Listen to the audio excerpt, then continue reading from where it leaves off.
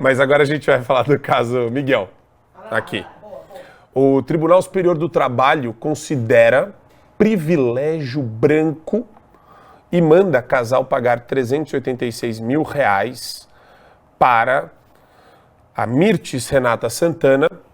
O caso é o seguinte: ela foi passear, empregada doméstica, trabalhando para Sérgio Hacker Corte Real e Sari Mariana Costa Gaspar, ex-prefeita, ex-primeira-dama de Tamandaré, em Pernambuco.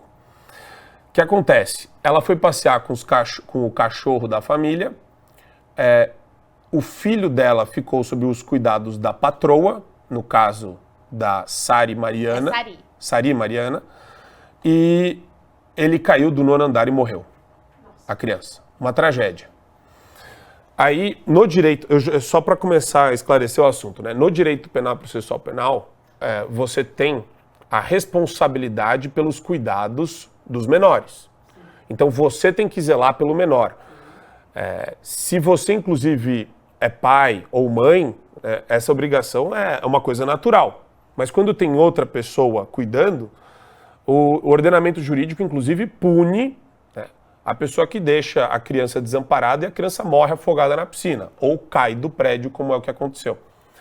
O problema que eu vejo aqui, Duda, é a decisão do TST falando que isso se trata de o desfecho de uma cadeia, aspas aqui, tá?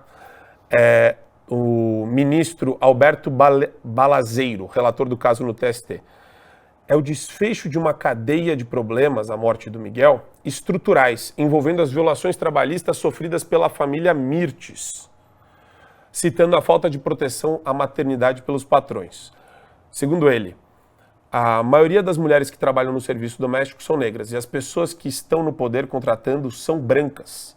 Há um pacto de branquitude para que a gente não tenha autoconhecimento e possam usufruir do nosso trabalho de forma até ilegal. Desculpa, essa é a fala da Mirtes, a mãe cujo filho morreu. Tem um trecho que eu queria colocar para vocês de uma advogada falando sobre isso para o pessoal do UOL. Rural está no centro dessa ação, Cláudia. Eu acho que as multas têm que ser pesadas mesmo. Foi muito sério o que aconteceu. E para a gente ter uma ideia de como as empregadas domésticas são uma categoria minorizada, elas tiveram os direitos trabalhistas garantidos só em 2015, sendo que a CLT é de 1943. Então, há muito pouco tempo, as empregadas domésticas têm os direitos equiparados aos trabalhadores CLT. E quando passou essa lei, quando essa lei foi aprovada, tiveram muitos questionamentos, né, de que essas mulheres não seriam mais contratadas, que elas não teriam mais empregos e que isso seria ainda pior. Só para dar uma pimentada, esse dinheiro, uma vez pago, ele não vai para Mirtes. Ele vai para o Fundo de Direitos Difusos do Trabalhador. É um julgamento ideológico, é um julgamento ético e eles julgam a sua ideologia sem que você tenha aberto a boca pela sua cor, pelo seu fenótipo. Isso chama-se racismo. Isso chama-se, inclusive, até um feminismo histérico.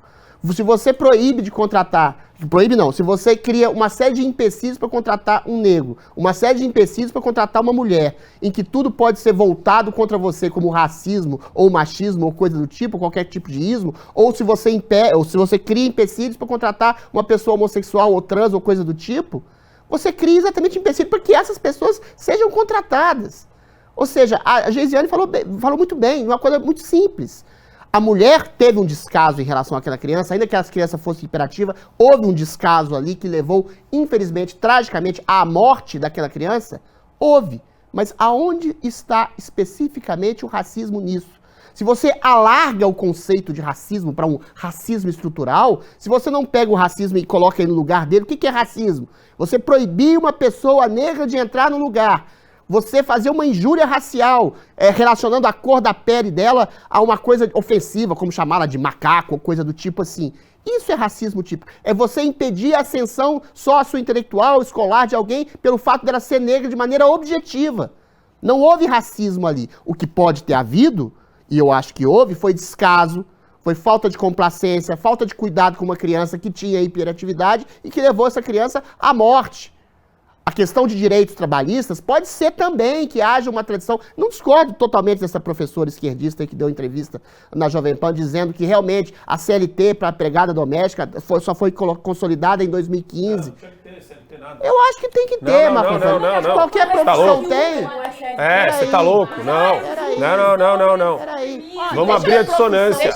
Vamos abrir a dissonância aqui. Não tem que ter... Ó, se tem uma excrescência jurídica no Brasil, e no Brasil tem várias, a CLT é a principal delas. É o que atravanca o desenvolvimento econômico no Brasil, bebê. Direitos trabalhistas para jornalista, para médico, para advogado, Não é por que você direito, não pode ter isso para daí é empregado doméstico? burocracia. A questão Isso que daí se é coloca contribuir para uma casta você de funcionário pode, público. Deixa eu terminar meu raciocínio. Nossa, Você você pode deu uma contratar esquerdada agora. Peraí, Marco Antônio.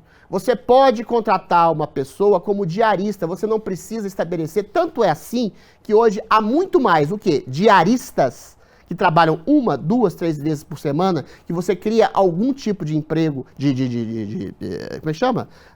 Proximidade trabalhista, eu esqueci o termo, do que empregadas domésticas especificamente que trabalham dia a dia. Ou seja, os moldes do trabalho, do mercado de trabalho, vão se moldando de acordo com o tipo de circunstância e a relação de trabalho que você tem entre patrão e empregado. Isso não impede a empregada doméstica ser efetivada como uma CLT nesse sentido. A questão que se coloca é falar que é racismo estrutural, uma pessoa que tem um descaso em relação à outra e você debitar isso na onda de racismo que veio no abandono dos negros depois da abolição da escravatura desde 1888, é absolutamente criminoso, porque você cria exatamente uma atmosfera de perseguição a qualquer tipo de patrão, que às vezes nem branco é. O Brasil é completamente miscigenado, você não dá para dizer o fenótipo da pessoa se ela é branca ou negra, sendo que 8% apenas da população é negra retinta, e você estabelece dificuldades de proximidade, dificuldade de contratação, dificuldades trabalhistas e criminalização de uma pessoa que não é criminosa, que não é racista, que não é preconceituosa, que às vezes tem uma falha de caráter em determinadas circunstâncias da vida. Olha que